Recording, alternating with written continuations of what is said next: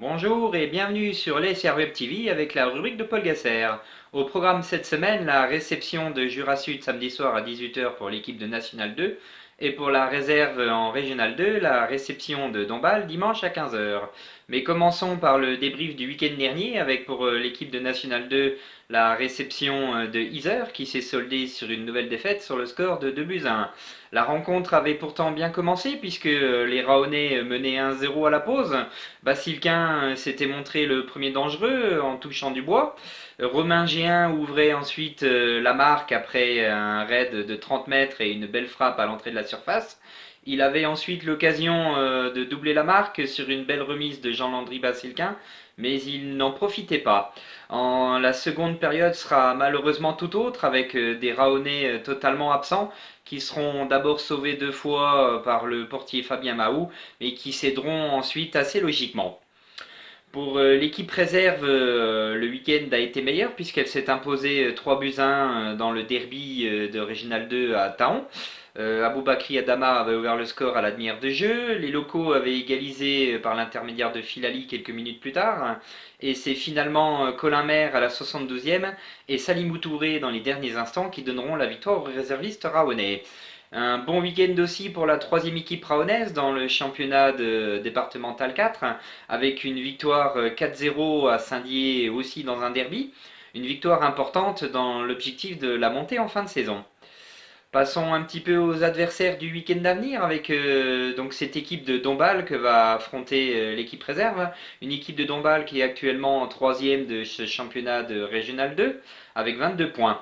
Une équipe qui a la particularité d'avoir la meilleure attaque mais aussi la plus mauvaise défense de ce championnat. Une équipe de Dombasle qui, depuis la reprise de janvier, est plutôt dans une spirale négative avec 2 matchs nuls et une défaite. Passons à cette équipe de Jura Sud qui sera opposée à l'équipe de National 2 samedi soir à Gasser. Une équipe de Jura Sud qui est actuellement quatrième du championnat avec 31 points, la quatrième attaque et la huitième défense.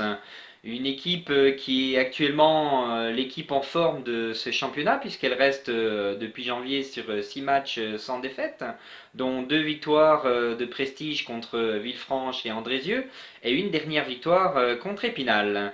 2 hommes dont il faudra se méfier dans cette équipe de Jura Sud, Dia qui est le meilleur buteur avec 11 buts et Angani le deuxième buteur avec 5 buts.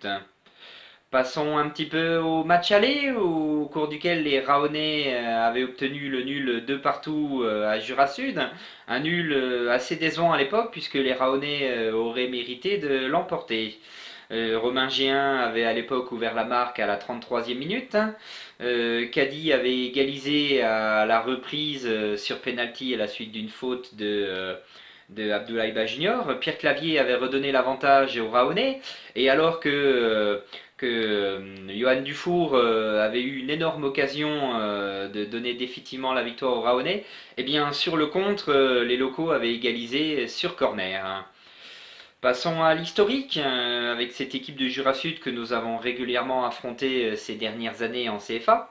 Le 3 décembre 2016, les Raonais l'avaient emporté 3-1, avec des buts de Benkajan et un doublé de Dufour, et Bentard avait provisoirement réduit la marque pour Jura Sud. Le 24 janvier 2015, Jura Sud s'était imposé à Gasser avec un but de Maxime Partouche à la 35e minute. Le 3 mai 2014, les Raonais s'étaient imposés 3 buts à 2 avec un but contre son camp des visiteurs, un but de Ketlas et un but de Patin contre un but de Fedel et de Saïdou pour les Jurassiens. Le 13 avril 2013, les Raonais s'étaient imposés 1 but à 0, un but d'Hassan Benkajan. Le 17 mars 2012, ils s'étaient imposés 3 buts à 0 avec des buts de Maxime Kelch, William Seri et Rudy Gérard. Et le 4 septembre 2010, ils s'étaient imposés sur le score de 1 but à 0 avec un but de Romain Schuller. Eh bien, je vous donne rendez-vous samedi pour suivre cette rencontre au stade Paul Gasser à 18 h. Allez les Bleus!